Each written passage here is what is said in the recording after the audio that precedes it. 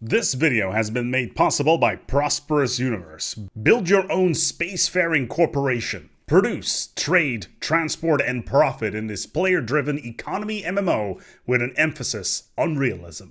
Hey boys and girls, welcome back. Today we're going to be doing something fun, something zany, and of course, something that is absolutely ruinous to the galactic economy. Now, a lot of these things that we're going to be seeing today may not be necessarily something that is useful to you immediately, but it's zany and it's hilarious, therefore we're going to be taking a look at them regardless. So get yourself a drink, get yourself a snack, and let's get right into it.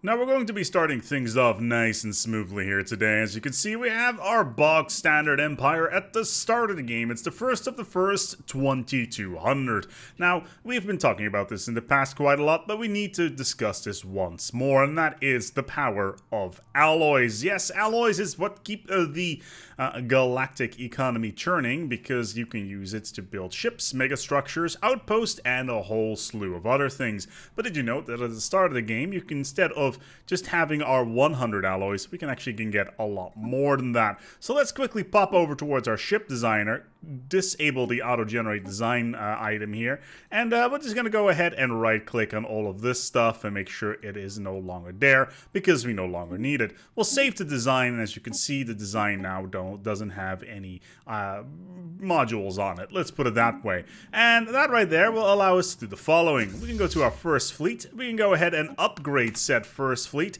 and there we go. Ship upgrades as you can see, applied. All of a sudden we get 232 alloys. That's right, upgrading our ships by removing all those materials has given us a reasonable amount of additional alloys, which we immediately can use to build ourselves an additional science ship, which is incredibly useful at the start of the game and should not be overlooked. Of course, if you suddenly start next to a fanatic purifier, you're going to be in a heap of trouble, but then again, at that point, you will probably reset and reload. Yeah. Please make sure you use this one, because it is very, very useful. Now here's an interesting one that we've spoken about at length within the past, and effectively all we gotta do is start off as a Hegemon. Yes, we are a Hegemon, a special origin that basically spawns us together with two other empires that will occupy our guaranteed worlds. And as you can see, our spawn wasn't all that great, but Hegemon does do something that is rather curious, and effectively it allows us to never have to build any ships ever again.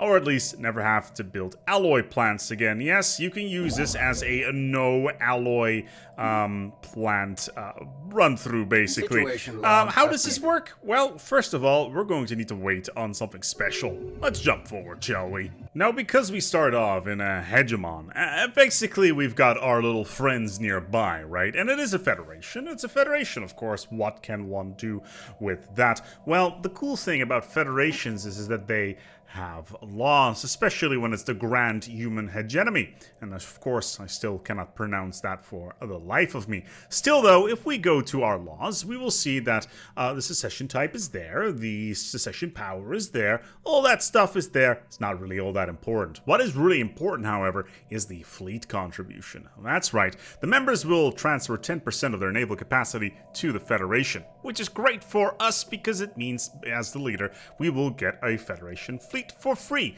Now, the AI will try to fill up the Federation fleet as well as possible, which is great for us because it means it can become an infinite flow of alloys. In addition, everybody can build stuff, which is great. So, what do you mean, ASpec? Infinite alloys? What are you talking about? Like, how does this work? Well, allow me to blow your mind. Alright, here we go. So we go into our fleet manager, right? And as you can see, we got ourselves a little ship over here. It's called the Hatur Disminute. As you can see here, that is our armada here. What we can do is we can actually retrofit that. And retrofit that with our fleets, or at least our ship design that doesn't have anything on it. Oh, look at that. We will get 88 alloys for free. No questions asked. Look at the bottom. Oh! We just got some free resources. Well, after that, we'll just disband them. And what will the AI do? Well, the AI will be like, the Federation fleet. It has no ships. We need to build more ships for the Federation fleet. Otherwise, How is the Federation going to survive? Whereas I, sitting at the middle of the fleet, or at least within the Empire, can just use our alloys that we just have so freely been given by our hegemony subjects. We will just be able to do whatever we want with that. So, yeah, it gives us free alloys.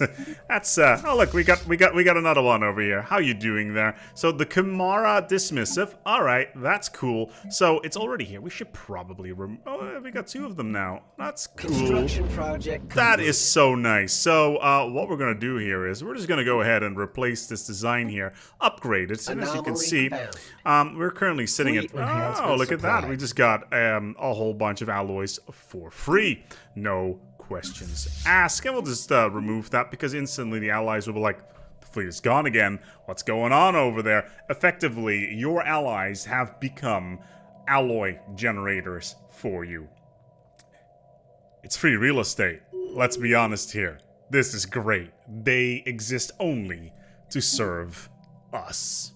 Speaking of economy, Prosperous Universe is a browser-based MMO where you build your own interstellar corporation. Well, the developers have a very unique approach to this, as everything is handled through their absolutely fascinating Apex system, which is basically a browser-based overview of what is going on at all times. And it's completely modular as well, which is very, very helpful.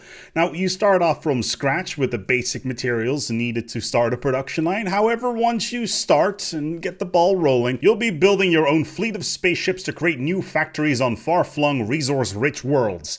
It's all in a persistent game world with other players, and the economy is therefore always fluctuating, and it's up to you to leverage your production prowess in your favor. Produce, trade, transport, and most importantly, profit. Now, I was playing this game already when the developers reached out to me personally, and it does have a certain charm that really scratches the production line itch that I've recently been having. So go try it out. There's a link in the description below as well as on the pinned comment. Now, of course, the fun doesn't stop there. It turns out that the Relic World start, specifically Remnants, has a bit of an interesting quirk because, well, let's put it this way.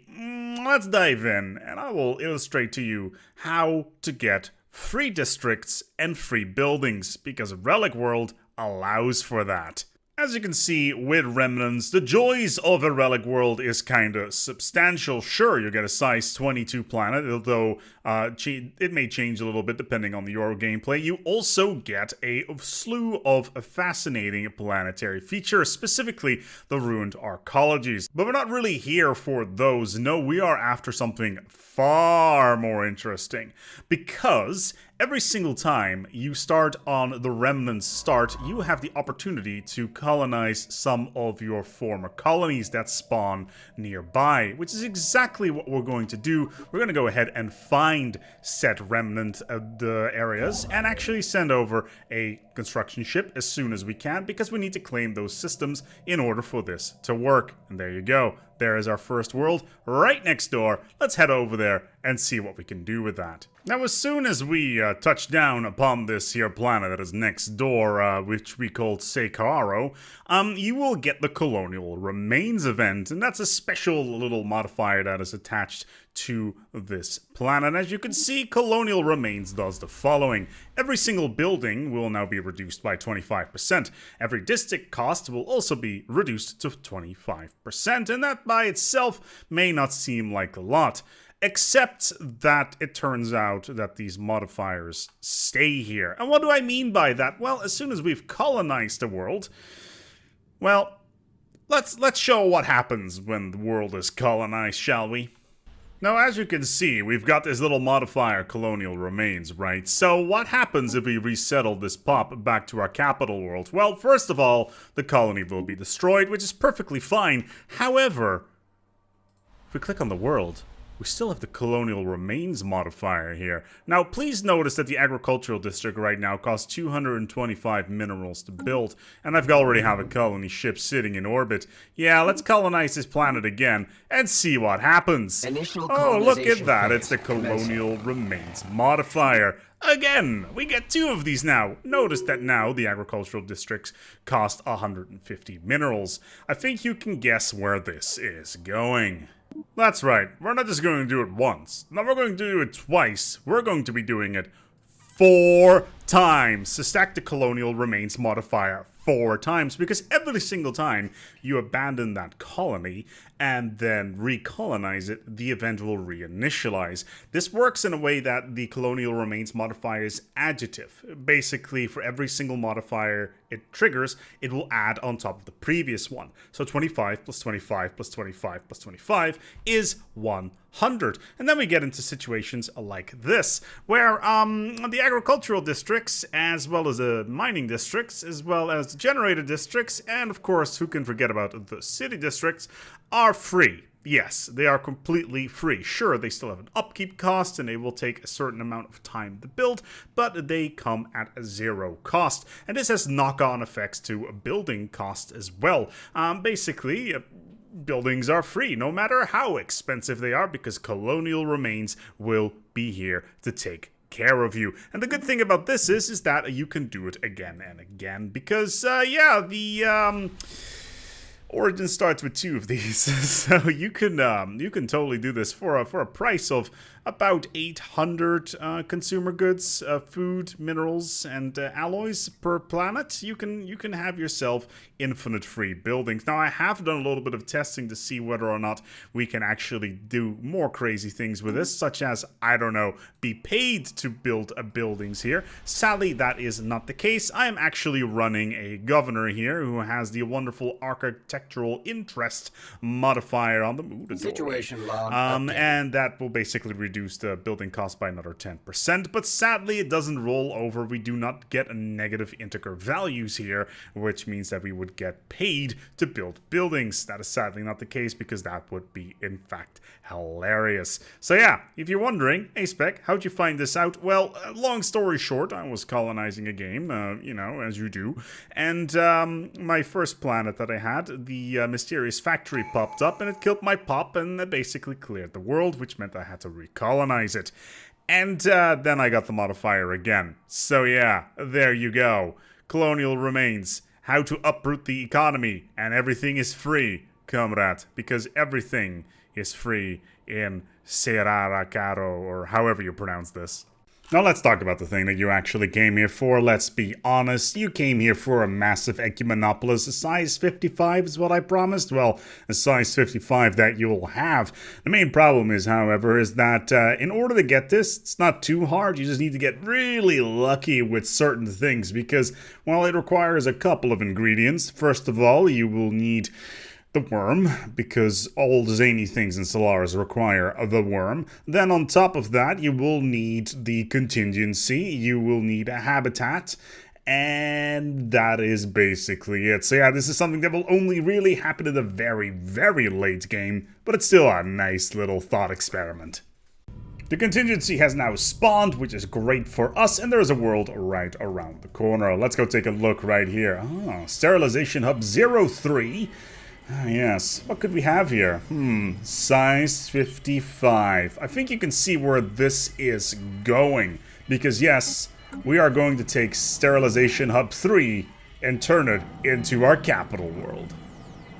As you can see, Sterilization Hub 3 has seen some better days. It is now a broken world, which means that we can't do anything with it, but it does generate a delicious amount of living metal. But like I said, it doesn't really do us that much good. It has 0 districts. We can't do anything with this. But what we can, however, do is we're going to just go ahead and build a little thing that is also known as a habitat on this here gas giant. It doesn't really matter where you build it, but building a habitat in system is really, really important. In addition, what we're also going to be doing is we are just going to go ahead and build a gateway. Yes, we're just going to build it right here.